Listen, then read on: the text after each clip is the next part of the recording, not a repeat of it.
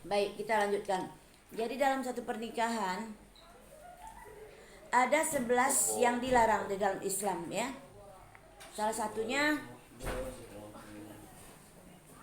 menikah dengan lebih dari 4 perempuan ya atau wanita. Jadi berikut ini penjelasan mengenai pernikahan yang dilarang dalam Islam berdasarkan Al-Quran dan hadis. Dalam Islam, menikah termasuk sunnah. Menikah adalah proses satu ibadah. Karena terdapat proses membina rumah tangga, mendidik keluarga, dan juga menjaga keharmonisan dalam satu keluarga. Oleh karena itu terdapat juga pernikahan yang dilarang dalam Islam. Jadi harus kita lihat. Sebab maksudnya menikah dalam kategori ibadah adalah banyak manfaatnya dalamnya.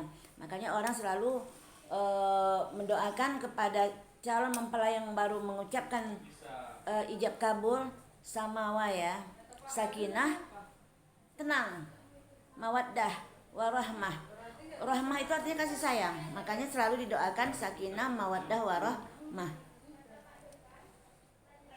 Dalam studi disimpulkan bahwa orang yang sudah menikah lebih sehat.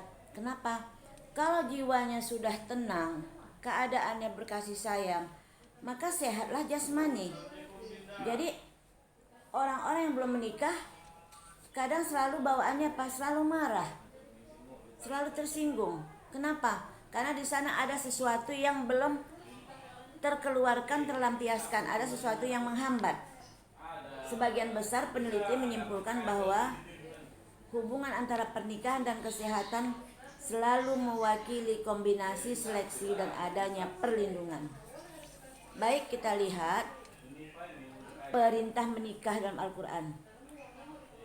Sebelum membahas mengenai pernikahan yang dilarang dalam Islam, ada beberapa hal mengenai pernikahan yang harus diketahui. Termasuklah perintah menikah dalam Al-Quran sebagai pegangan manusia dalam menjalankan agama Islam. Jadi segalanya ibadah, baik istri maupun suami. Jadi dalam pernikahan itu ada ibadah-ibadah khusus. Secara umum menikah di dalam Al-Quran tidak dikatakan sebagai sesuatu yang wajib. Namun beberapa kali disebutkan berkaitan dengan orang yang hendak menjaga kesucian diri dan bila belum harus memiliki pasangan. Makanya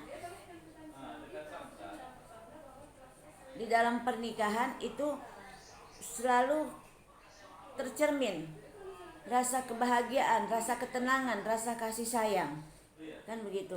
Sehingga makanya pernikahan itu kadang jatuh hukumnya, oh ini wajib nikah, kapan wajibnya nikah? Oh ini dia nikahnya sunnah, kapan dia sunnah?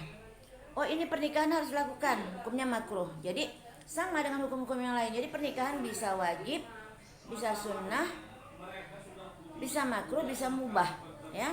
Bisa pun haram. Yang mana dikatakan haram? Misalkan dia menikah kepada perempuan, tapi perempuan tersebut tidak bahagia, tidak tenang, tidak ada rasa kasih sayang, malah terancam, tersakiti. Itu haram, tidak boleh. Berikut adalah beberapa ayat yang berkenaan dengan menikah. Jadi ada di dalam An-Nur ya. Perintah menjaga kesucian diri. Kita terpelihara kalau kiranya kita wanita punya suami, kita akan lebih terhormat, kita akan lebih dihargai ya. Karena apa? Karena bisa kita menjaga diri. Dan orang-orang yang tidak mampu kawin, tidak mampu nikah, hendaklah dia menjaga kesucian dirinya, yaitu dengan bagaimana kita bisa puasa dan ibadah-ibadah lainnya.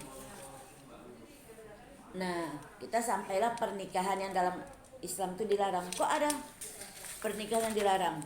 Baik, urusan pernikahan dibahas begitu rinci sebenarnya dalam Islam. Tidak hanya secara memilih pasangan, tapi cara pernikahan yang disyariatkan, bahkan Allah Subhanahu wa taala dan Rasulullah menjelaskan sebagai berbagai pernikahan yang dilarang dalam Islam. Mari kita lihat. Ada namanya yang pertama nikah sighar. Apa sih itu nikah sighar?